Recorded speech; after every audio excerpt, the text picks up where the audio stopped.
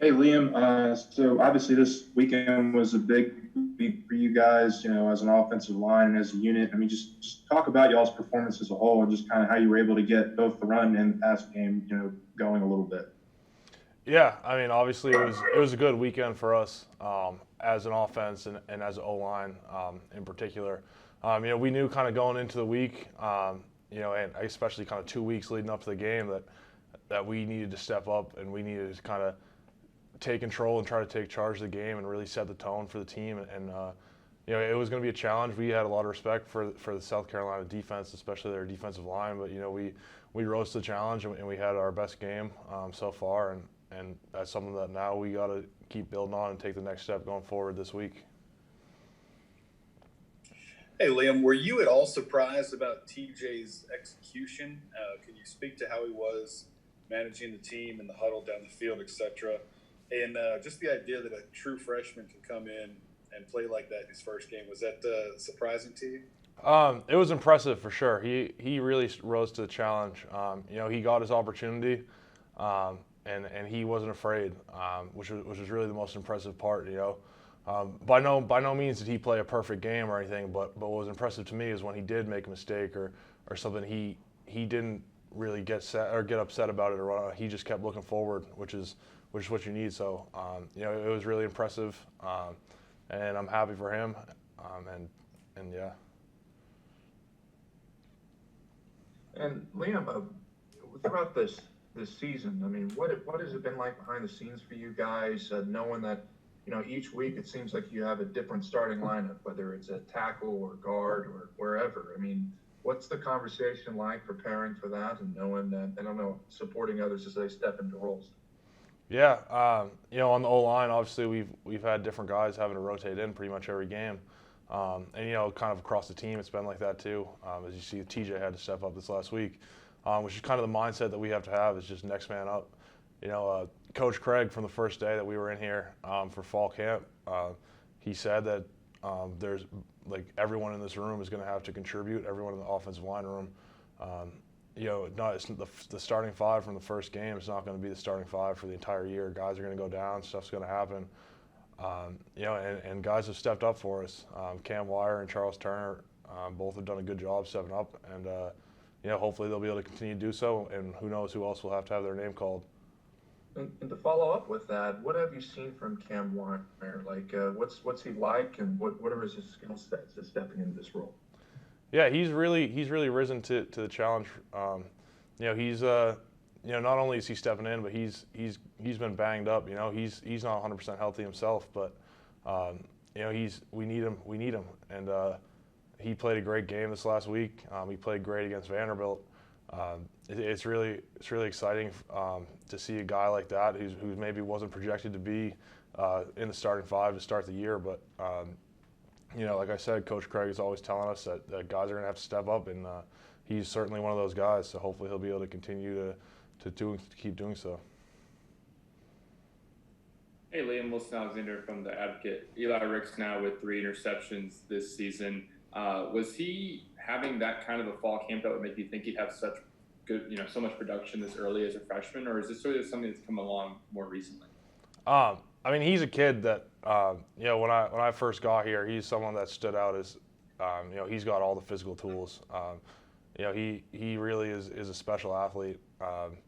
And he's been playing well throughout fall camp, and luckily he's been making the most of his time in the games, and he's really stepped up for us as one of our more important players on the team. And he's making plays like that, game-changing plays that really have helped us out. Hi, Liam. Greetings from Massachusetts. Hi. 4 games in, where's your confidence level? Just adjusting to a new program, new position, new area where you're living, things like that. It's good. At this point in the season, I'm used to it. I think like the ball's certainly rolling at this point. And now it was a good game this past weekend, and we're on to Auburn, and that's really just how it has to be. These games come up quick, back to back to back. There's really no time in between. Everything happens so quick. So yeah. Just to follow up, I heard your parents were there last weekend. Yeah, I've been What was fortunate. that like? I know they went to all your Harvard games. Yeah, they've been able to come down pretty much to every game. They weren't really able to go to Vanderbilt because there weren't any fans there, but luckily my dad's been able to take some days off work, and they've been able to get some reasonably priced flights. It's been a great experience, and I'm so happy that they've been able to make it down. Speaking of family, Coach O mentioned yesterday about, you guys are motivated to play for the state, when they're going through these hurricane weeks. So what's that like for you as players, just to have an extra incentive when you're still obviously trying to fight Auburn as well? Yeah, I'm new to the area. This is like really my first time being in the South where hurricanes like kind of are a thing, and it's been eye opening to me. Like, I guess like I've seen them on the news and stuff growing up, but I really didn't understand how much of an impact that really has. And seeing like areas like Lake Charles and what they've been going through, if we're something that us playing on a Saturday and those folks can turn us on and kind of, have a good time for a few hours watching us play, like we want to play well for them, and that's something that we want to continue to do so. Hi, Liam. And hello, Jennifer. You don't sound like you're from Breaux Bridge or anything. I take it you're from not from this part of the country. Hey, Liam, have you heard anything about this series has been filled with a lot of crazy games over the years. Buildings burning during the game at Auburn, and the interception game and the earthquake game. Do you know anything about the history of this series? Have you been able to learn anything about it since you've been here?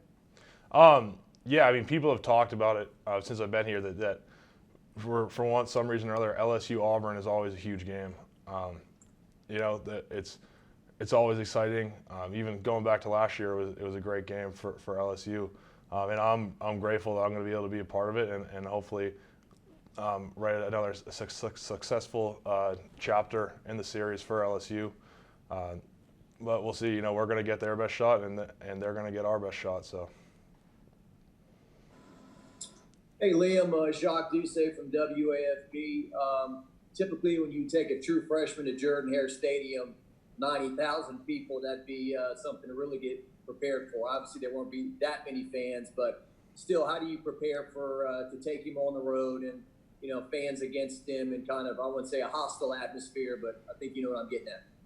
Yeah, TJ, one thing about him, he does a great job preparing.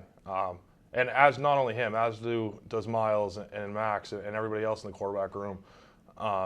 So really, that's what it's going to have to come down to, I personally think, is putting in the same amount of preparation and even more than last week to make it easier on them, so they're not confused out there or worried about other stuff, where they can really just focus on playing. And even in an atmosphere like that, they're confident in themselves and they know what they have to do and what's going on. So it makes it that much easier. Hey, Liam, Amos Morale from WWL Radio. When John and Ty have it kind of rolling like they did on Saturday, does that change anything for you guys on the offensive line? And when any of the running backs are in, do you guys have to block different, or is it all pretty much the same? I mean, we block the same regardless of who's behind us running the ball, but we have some really talented backs, and that's been evident throughout the season this year. They've really made some impressive plays. And what was really encouraging this last week was we kind of went into the game knowing that we wanted to run the football, and that was the game plan, and we had a ton of success doing so. Trying to build our identity as a football team. So hopefully we'll be able to keep building on that going forward.